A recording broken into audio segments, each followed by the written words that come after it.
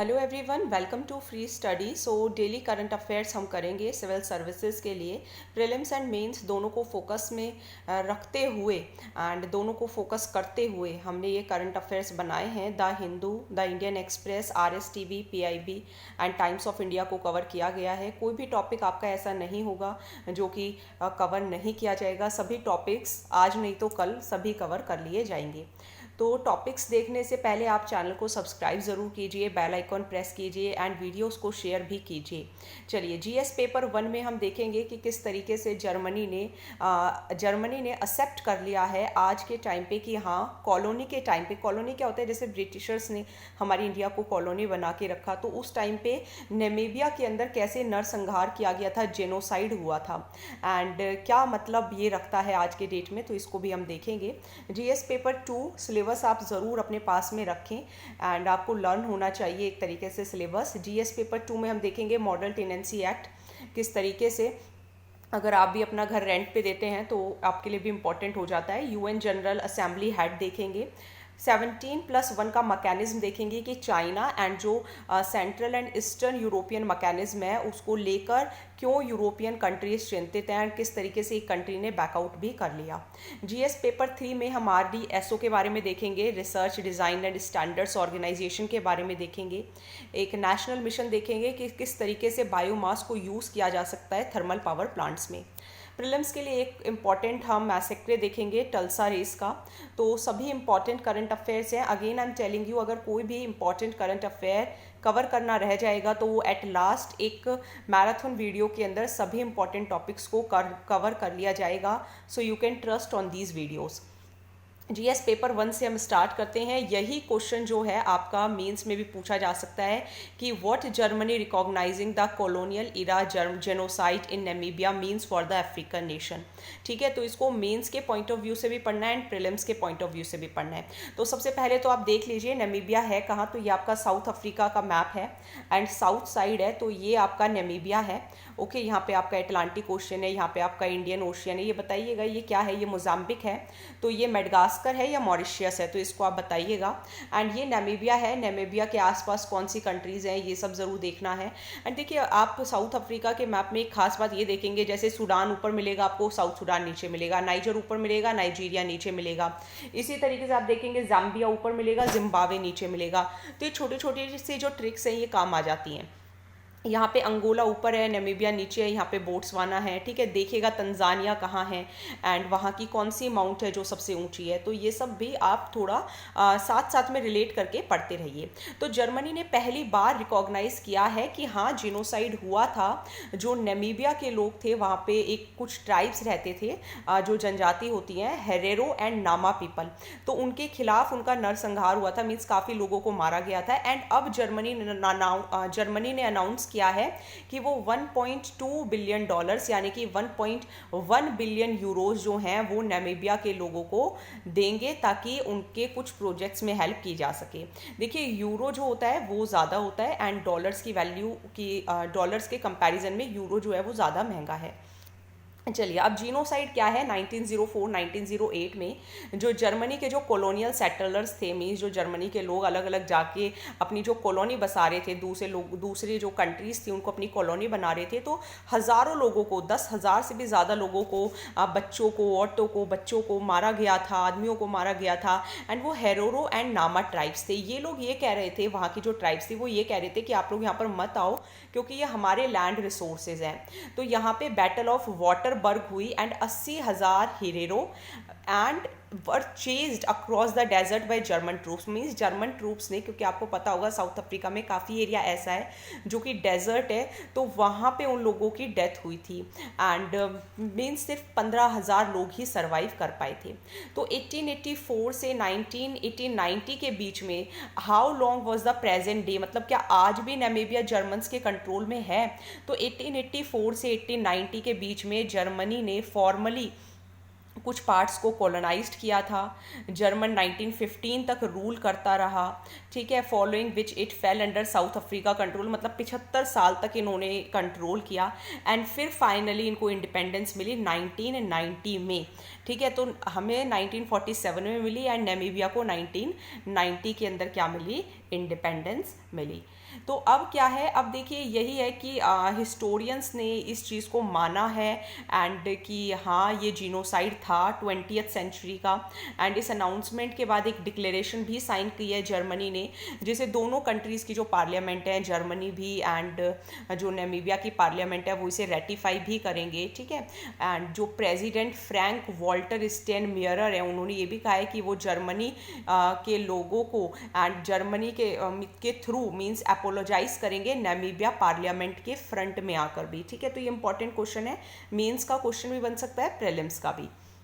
GS paper 2 का कुछ topics देखते हैं। मॉडल टेनेंसी एक्ट, तो ये आप देख सकते हैं थोड़ा किराए से रिलेटेड है। जैसे कोई किराएदार अगर रहता है घर में, रेंट पे अगर दिया हुआ है, तो वो थोड़ा एक्ट जो है वो पास किया गया है एंड यूनियन कैबिनेट ने इसे अप्रूव कर दिया गया है, the MTA, that is model tenancy act. And जो मान लीजिए जैसे सेंट्रल गवर्नमेंट ने पास कर लिया, तो अब स्टेट गवर्नमेंट को भी ये बोला जाएगा कि आप भी इसको अडॉप्ट कर सकते हैं, अपने वहाँ पे लेजिस्लेशन लेकर आइए, कुछ अमेंड करना है, दे कैन अमेंड, वो अमेंड भी कर सकते हैं एंड ये जो एक्ट है उसको इम्प्लीमेंट करें।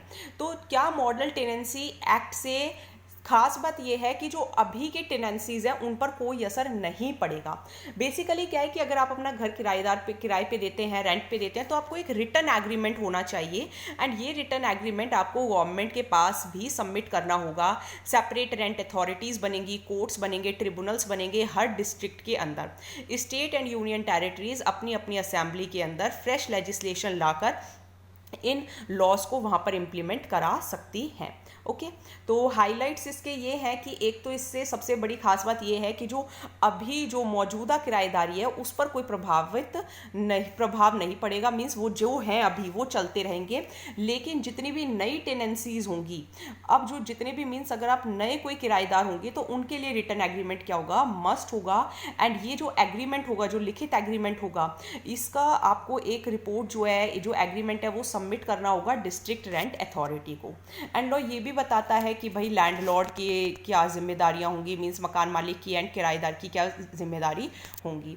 उससे एक और कुछ इंपॉर्टेंट बातें इसके अंदर ये हैं कि कोई भी लैंडलॉर्ड मींस मकान मालिक या कोई भी property manager can withhold any essential supply to the premises occupied by the tenant. मतलब ऐसा नहीं है कि आप उनकी कुछ भी आवश्यक चीज़ों को रोक सकते हैं, मकान मालिक कोई ऐसी हरकत नहीं कर सकता।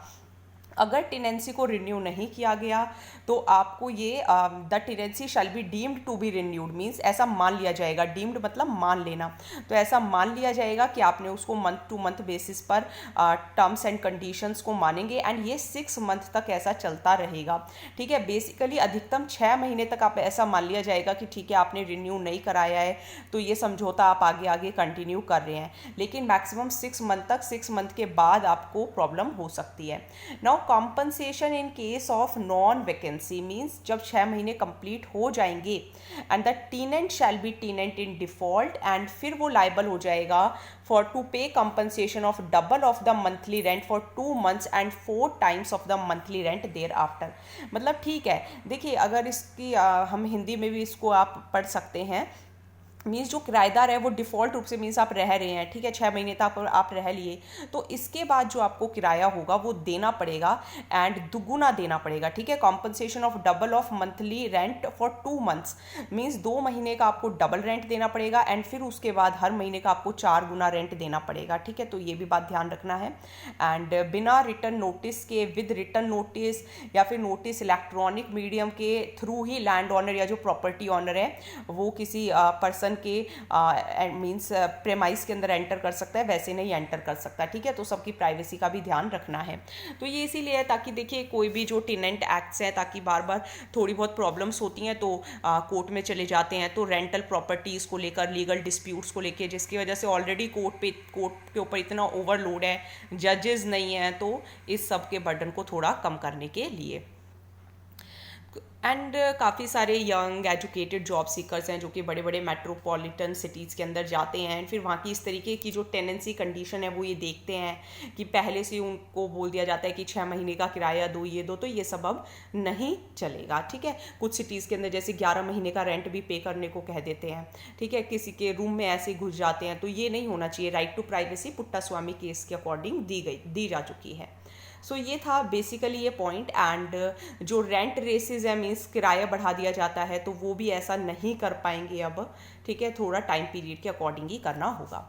देन ये आप देख सकते हैं United nation general assembly head, तो इंडिया ने डिसाइड किया है कि वो किसके फेवर में वोट करेंगे, मालदीव्स के फॉरेन मिनिस्टर अब्दुल्ला शाहिद के, कि वो प्रेसिडेंट बने यूनाइटेड नेशन जनरल असेंबली के। जो this time the UNGA head will be chosen from the Asia Pacific group. तो एशिया पैसिफिक के अंदर ही आते हैं ना मालदीव्स, तो वहाँ से एशिया पैसिफिक के अंदर स्टेट्स हैं, मीन्स 53 कंट्रीज़ आप बोल सकते हैं।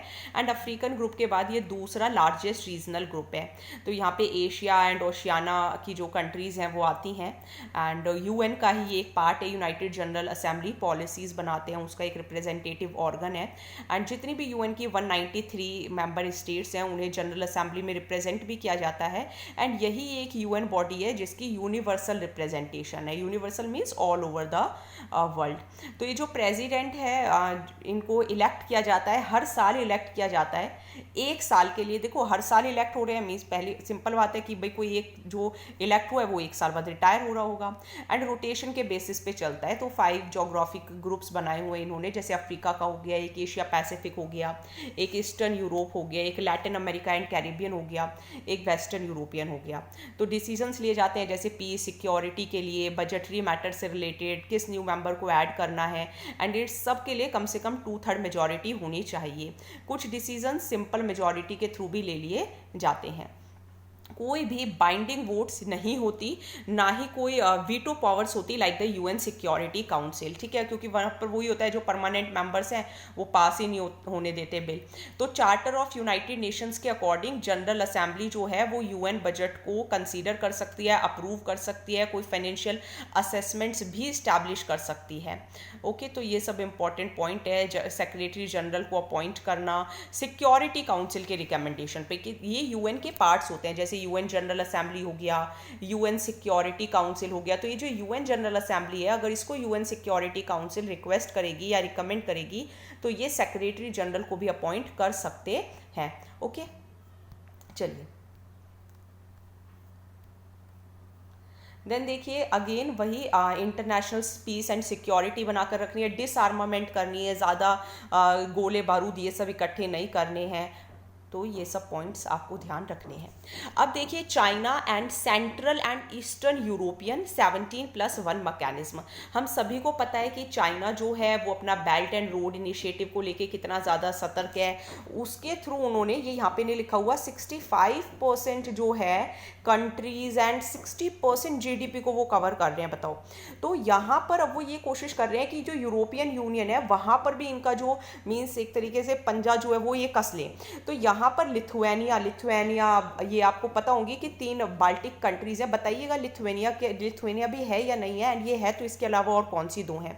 तो इन्होंने ये कहा कि ये चाइना के नाउ लिथुआनिया ने अपना डिसीजन को जस्टिफाई किया है कि भाई हम चाइना एंड जो central and eastern European 17+1 mechanism है इससे बाहर निकलते हैं, क्योंकि ये जो चाइना की जो स्ट्रैटेजी है कि ये यूरोपियन यूनियन के अंदर भी घुस के कुछ कंट्रीज़ का साथ देना, कुछ कंट्रीज़ का ना देना।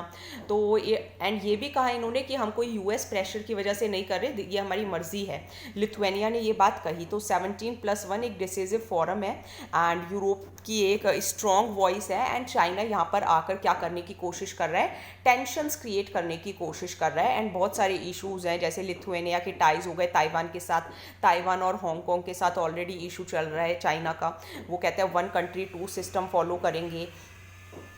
फिर यूगुर्स कम्युनिटी, ठीक है, जो हैन चाइनीज़ हैं, जो मुस्लिम जो एरिया है वहाँ पर ये प्रॉब्लम क्रिएट कर रहे हैं। तो चाइना के सैंक्शंस लगाना लिथुआनिया के ऊपर, यूरोपियन यूनियन के पॉलिटिशियंस के ऊपर। तो ये यूरोप के अंदर भी जाके चाइना क्या करने की कोशिश कर रहा है, मीन्स डिवाइड एंड रूल करने की कोशिश कर रहा है।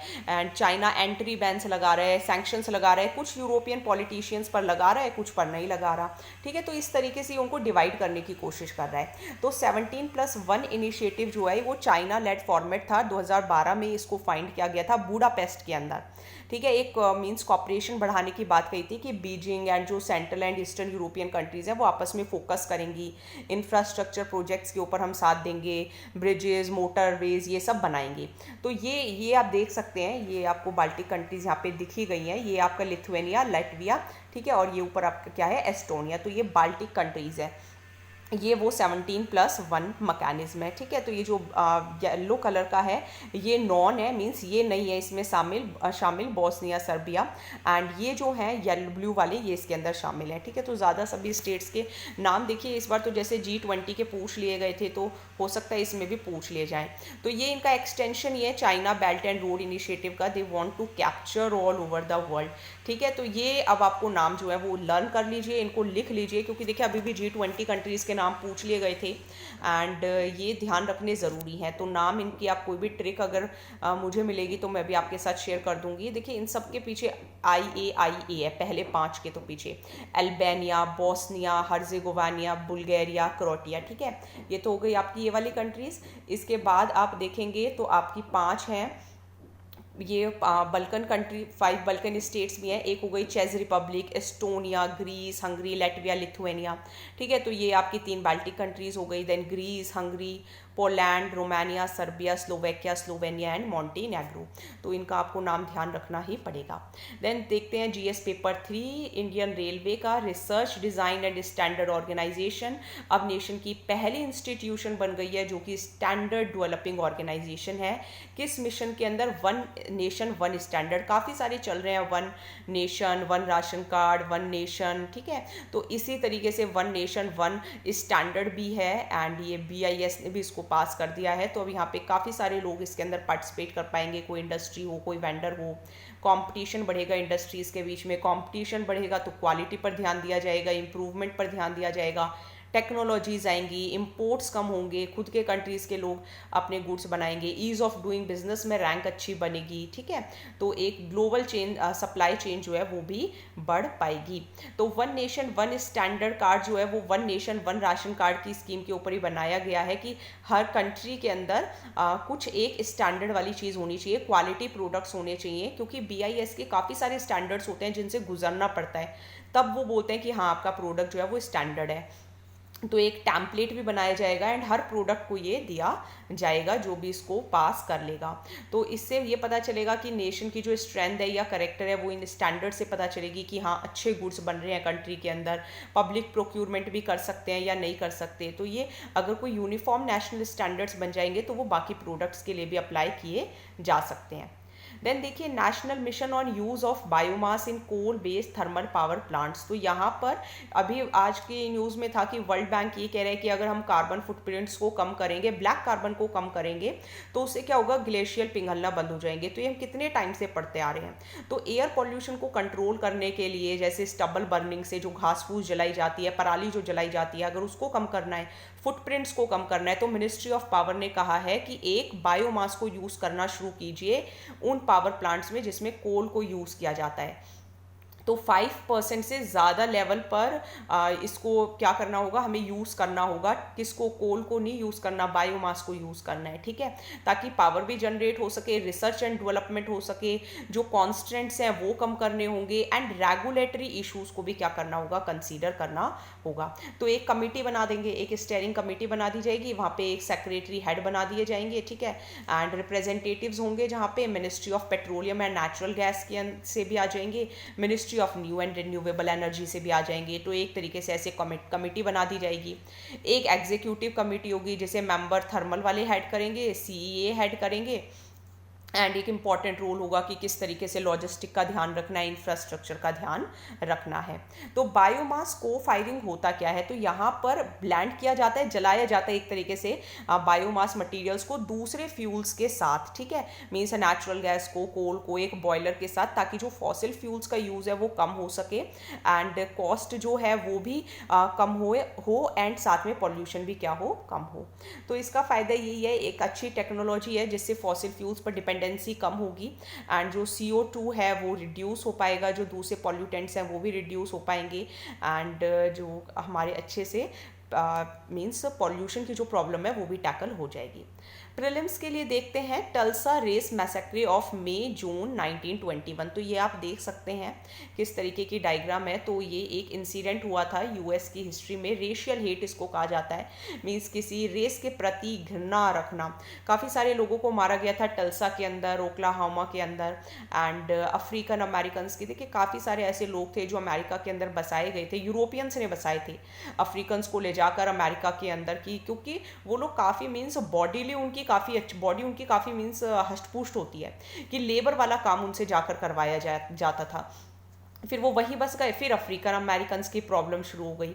तो टल्सा जो है वो एक अनऑफिशियल सेंचुरी सिटी मानी जाती है अफ्रीकन अमेरिकन के लिए, क्योंकि वहाँ पे बहुत ज़्यादा मीन्स एक तरीके से उनके ऊपर अत्याचार होता है, एंड इसको ब्लैक वॉल स्ट्रीट कहते हैं यूएस का, ठीक है। तो इतनी बुरी बात है ये, एंड कि इस तरीके से कलर को देख के किसी के साथ भेदभाव करना, एंड भेदभाव ही नहीं करना। आपने देखा होगा काफ़ी टाइम पहले न्यूज़ में भी था, एंड 2-4 दिन पहले भी था कि एक जो अफ्रीकन पर्सन था उसकी गर्दन को इस तरीके से मीन्स चोक कर दिया था पुलिस ऑफिशियल ने यूएस में कि उस इंसान की डेथ ही हो गई। एंड वो बार बार यही बोल रहा था कि मतलब मुझे प्रॉब्लम है, मुझे प्रॉब्लम है, बट वो पुलिस वाले ने सुना ही नहीं।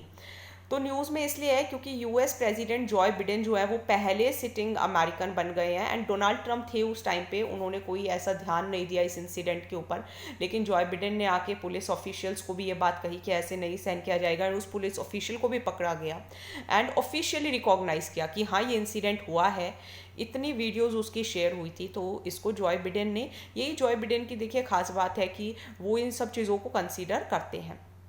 चलिए, तो आज के हमारे जो टॉपिक्स हैं वो कंप्लीट हो गए हैं, एंड कल दोबारा से हम करंट अफेयर्स करेंगे। सो प्लीज़ वीडियोस को शेयर कीजिए, प्रीलिम्स के क्वेश्चंस प्रैक्टिस कीजिए, मेंस की आंसर राइटिंग कीजिए।